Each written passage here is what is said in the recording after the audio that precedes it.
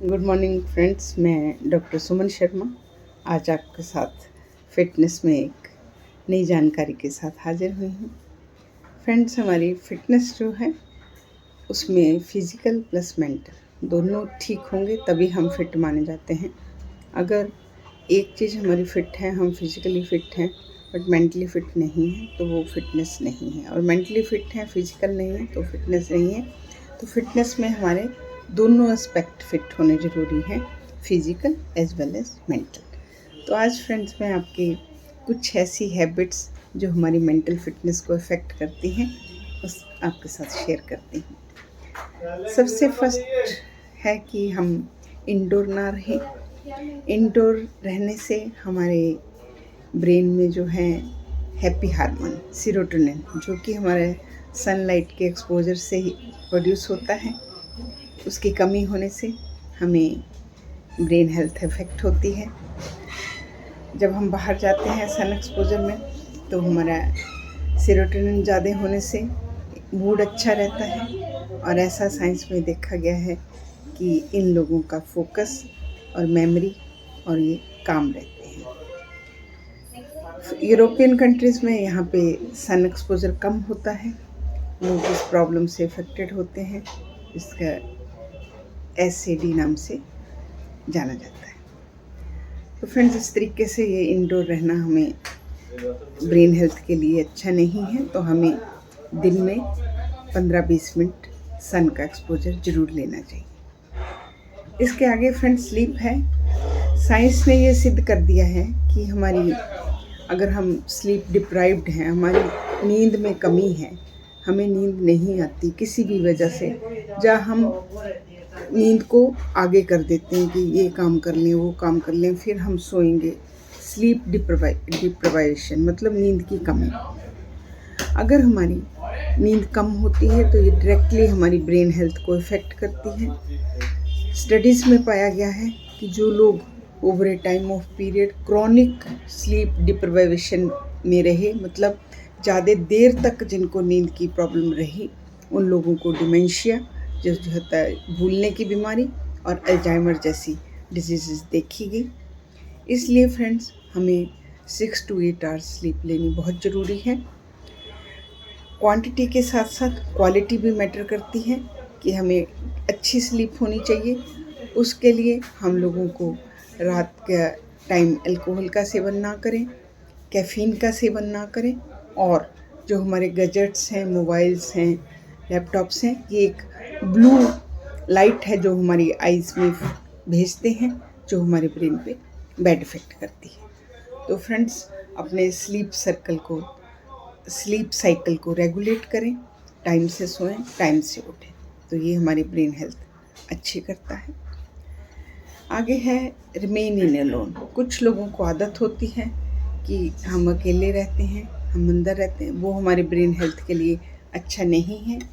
Man is a social animal.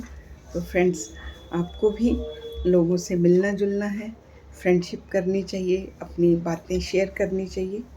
और हम ये नहीं बोलते कि जो आप बोलते हैं, हमारे तो सोशल मीडिया पे बहुत सारे फ्रेंड्स हैं, हमें वो वाले नहीं चाहिए। हमें आपस में कांटेक्ट करने, अपनी सपोर्ट, जब हमें जिससे हम फिज़िकली बात शेयर कर सकें, जो हमारे लिए खड़े हो सकें, चाहे कम हो, 2 4 5 हों, पर हमारे ऐसे दोस्त होने चाहिए।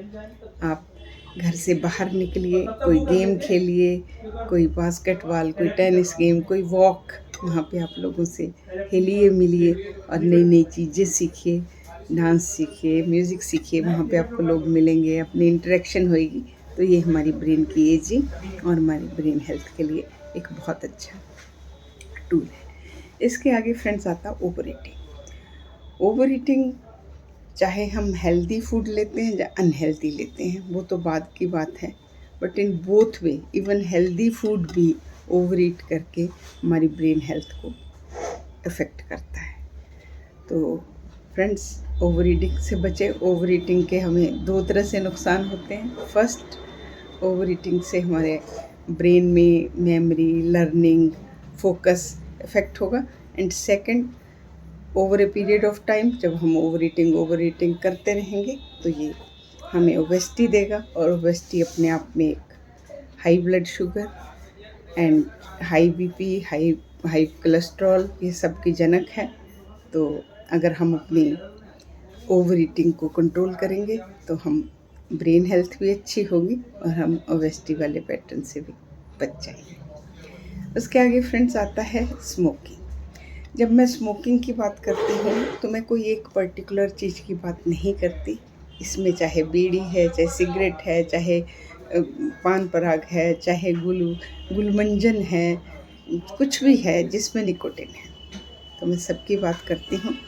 तो फ्रेंड्स, स्टडीज़ ने ये पाया है कि स्मोकिंग जो है वो हमारी ब्रेन हेल्थ के लिए बहुत ज़्यादा बैड है, क्योंकि ये वो वाले एरिया, मेमोरी वाले, लर्निंग वाले, उन एरियाज़ को श्रिंक करती है, और इनमें जो डिमेंशिया एंड अल्जाइमर की जो स्पीड है वो नॉन स्मोकर से 2 टाइम ज़्यादा होती है।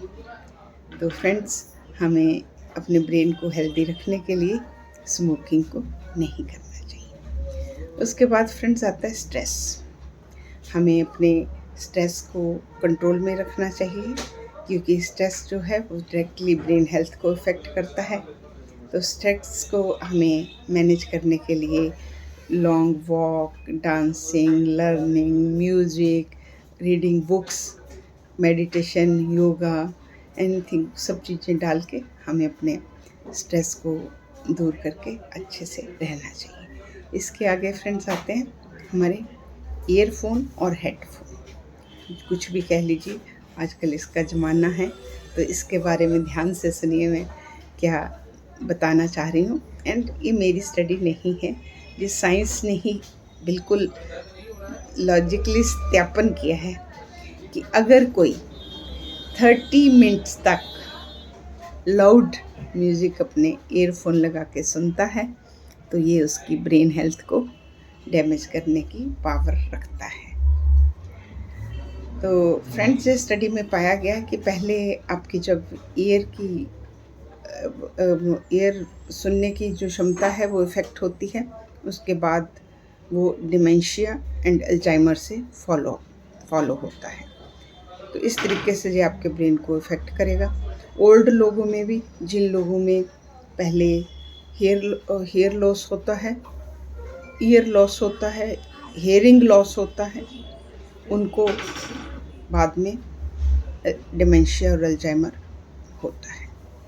तो फ्रेंड्स, कितनी उसमें हमें स्पीड में सुनना चाहिए, इसके लिए बताया है, साइंस ने बताया कि जो भी इंस्ट्रूमेंट से हम सुनते हैं, जो उसका लाउड रेंज है, तो उसका हमें 60% तक आवाज़ हमें सुननी चाहिए।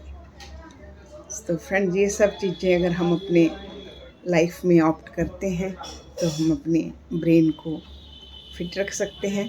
ब्रेन एक सुपर पावर हाउस है, ये फिट रहेगा तभी हमारी फिजिकल फिटनेस भी होगी। अगर हम ब्रेन से फिट नहीं हैं तो ना हमारी एक्सरसाइज होगी, ना हमारी मसल ट्रेनिंग होगी, ना हमारा कुछ भी नहीं होगा। तो ब्रेन को ठीक करने के लिए मैं चाहूँगी आप ये हैबिट्स अपने उसमें जो इसमें बताई हैं, अगर आप नहीं करते तो बहुत अच्छी बात है, आप करते हैं तो उसको धीरे धीरे क्विट करने की सोचिए, और इस तरीके से आप अपना ब्रेन हेल्थ रखिए।